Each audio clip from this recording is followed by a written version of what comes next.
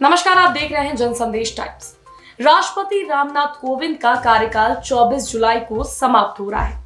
18 को नए राष्ट्रपति चुनाव के लिए वोटिंग होगी, 21 को काउंटिंग और 25 जुलाई के दिन देश को नया महामहिम मिल जाएगा।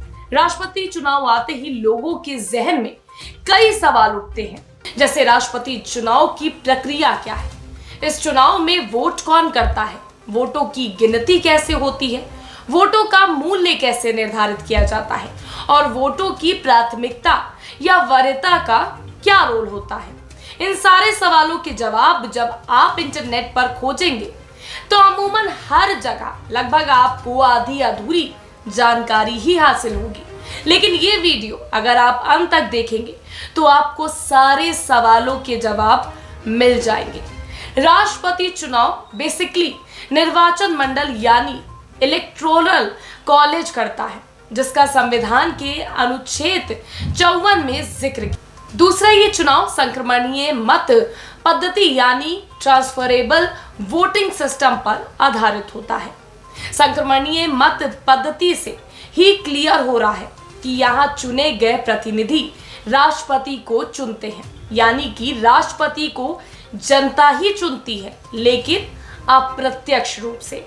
इसमें राज्यों की विधानसभाओं के निर्वाचित प्रतिनिधि और संसद के दोनों सदनों के सदस्य वोट करते हैं।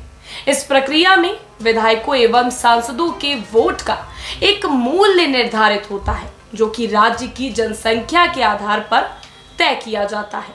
मूल्य निकालने के लिए राज्य की कुल जनसंख्या को वहां के विधायकों की संख्या से विभाजित करने के बाद प्राप्त संख्या को 1000 से भाग दिया जाता है।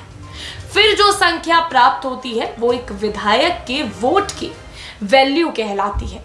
उदाहरण के लिए ग्राफ देख और यूपी के एग्जाम्पल के जरिए देख सकते हैं कि किस तरह से एक विधायक के वोट का मूल्य निकाला गया है। सांसदों के वोट का मूल्य निकालने के लिए गणित थोड़ा सा अलग है।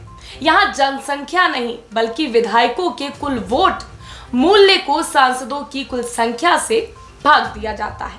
फिर जो आंकड़ा प्राप्त होता है वो सांसदों का वोट का मूल्य कहलाता है। उदाहरण के लिए ये ग्राफ देख लीजिए।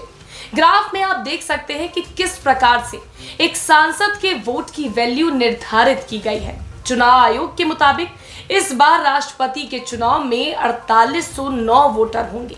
राज्यसभा और लोकसभा के 776 सांसद वोट करेंगे। इसके अलावा चुनाव में 4033 विधायक हिस्सा लेंगे। 4809 निर्वाचन वाले निर्वाचक मंडल का कुल मूल्य 1,86,431, जिसमें विधानसभा सदस्यों के वोट की कुल वैल्यू 5,43,200 और सांसदों के वोट की कुल वैल्यू 5,43,231। जीतने वाले उम्मीदवार को निर्वाचित घोषित होने के लिए कम से कम 50% प्लस एक वोट प्राप्त करना होता है, यानी विजयश्री हासिल करने के लिए कम से कम 5,43,216 वोट लाने होंगे। वोट देने के लिए प्रतिनिधियों को 1, 2, 3 लिखकर पसंद बतानी होगी। पहली पसंद ना देने पर वोट रद्द हो जाएगा।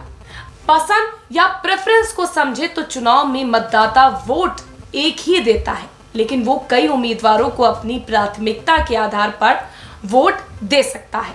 यानी मत पत्र पर वो ये बताता है कि राष्ट्रपति पद के लिए उसकी पहली, दूसरी, तीसरी पसंद कौन है। यदि अधिक उम्मीदवार होते हैं और कड़े मुकाबले में पहली पसंद वाले मतों से विजेता का फैसला नहीं हो सके तो उम्मीदवार के खाते में वोटर की दूसरी पसंद को नए सिंगल वोट की तरह गिना जाता है। वैसे अमूमन राष्ट्रपति चुनाव में 2 ही उम्मीदवार मैदान में होते हैं, जैसा कि इस बार है।